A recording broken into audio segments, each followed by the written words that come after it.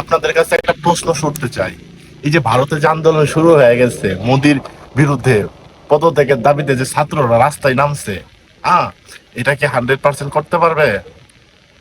আমার তো মনে হয় এবার মোদিকে সিংহাসন থেকে টাইনা নামাইবে, মানে এই যে শেখ হাসিনা যেভাবে নামাইছে, মানে বিষয় তো হচ্ছে অন্যায় যেই করুক না কেন এই বাংলার মাটিতে অন্যায়ের কোনো স্থাপন নেই।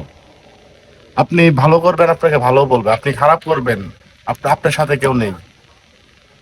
দেখেন ভাই, মানে ভারতের মুসলমান গুলাকে যেভাবে অত্যাচার যেভাবে নির্যাতন গুলা করছে, হ্যাঁ, তারপরে শোভিন্দ আর হচ্ছে মোদি, এরা দুইজন মিলা মানে মুসলমানের উপর যে অত্যাচার অন্যায় গুলা করছে এটা মাইনা নেওয়ার মতো না।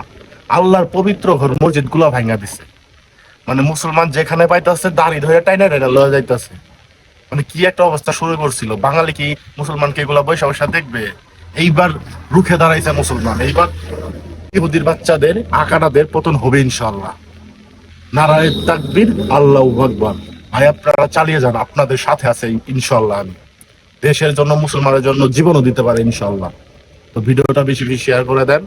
ভারতের দালাল আছে যারা, ভারতের মোদি, ভারতের শুভেন্দু দা হিন্দু আকারারা, তারা মুসলমানদের উপর অনেক অত্যাচার করছে। এবার আর অত্যাচার হবে না, এবার একদম মুসলমান ঝাঁপায় পড়ছে, একদম ধরে কাইটা দিব।